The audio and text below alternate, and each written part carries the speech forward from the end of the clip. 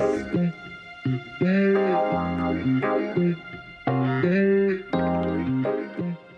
super excited for today's unboxing. It's the first time we guys at Clock Fever are trying a Spinnaker watch. We've seen them around for quite a while and we're happy we got to try this Spinnaker Fleuss GMT.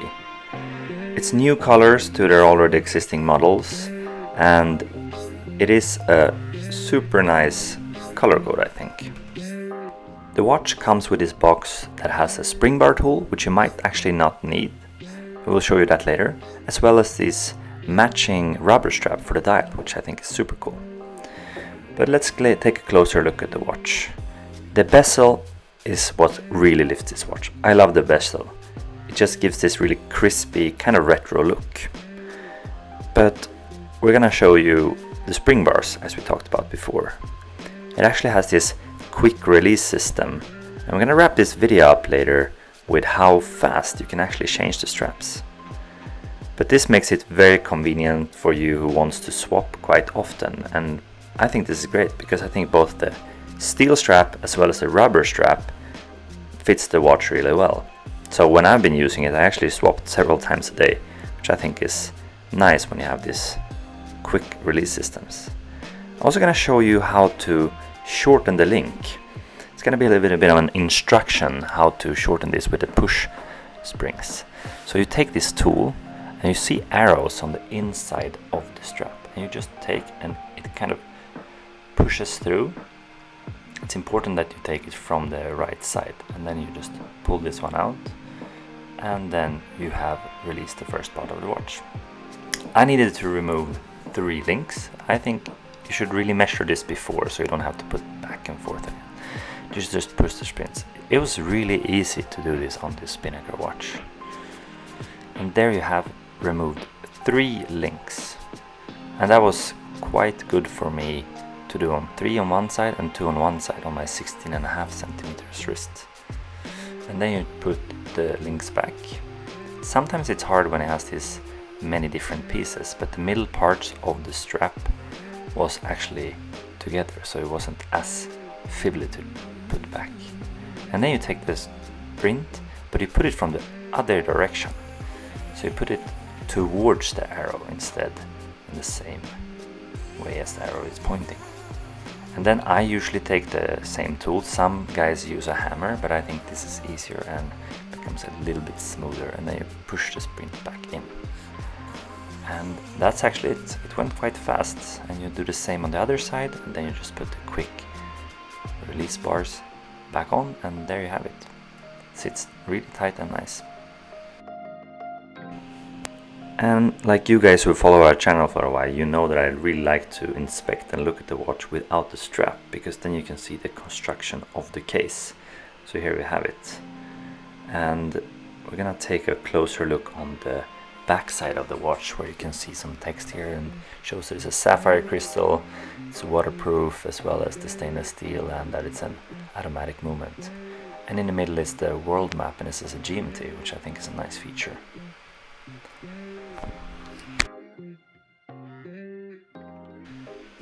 And it also has this screw down crown, which I think is nice. It always makes me feel more comfortable if I would decide to swim with the watch or use it outside when it's raining.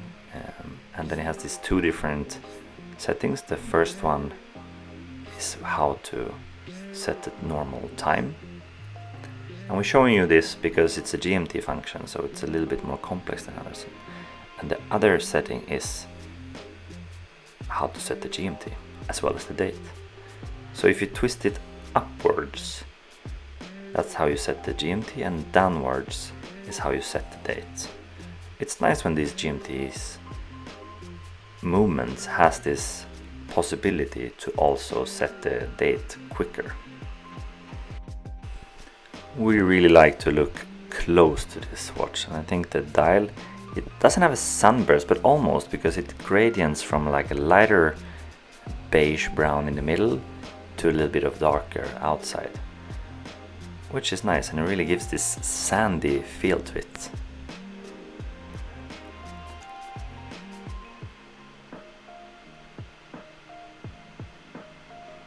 And the bezel, back to that again. It's bidirectional, which GMTs should be, because it's not a diver watch, so it doesn't have to only turn one way. And it runs smooth. It's quite hard, which makes it good, so it's sturdy and it doesn't flop around, because you don't like to have it in other directions than the standard ones. But here we also have the Rubberstrap. I wore it a little bit more on the Rubberstrap, I would say, because it's summertime and I think it fits really good. Also this, again, quick release bars, makes it super easy to just change the strap. And here we have it, and as I said before, the strap really matches part of the bezel, which makes it, gives this really deserty, sandy look, which I think is cool and quite unique actually. I haven't seen this kind of color in so many watches. And now we're gonna show you how fast it goes from our wrist on the rubber strap to our wrist on the steel strap. We just pull it off, and then the super easy to take off this rubber strap. It's a little bit harder to get the steel strap on, especially when you want to do it fast. But we're 20 seconds in and we're almost there. And it's important to put the right side on the right, between the right lugs. And we're getting really close here, and just in 39 seconds we can go from having it on the wrist with a rubber strap to having it on the wrist with a steel strap. That is amazing. And with this loom shot, we want to thank you guys for watching and hope you enjoyed the video, and make sure to subscribe and like. And what do you think about Spinnaker? Have you tried them before?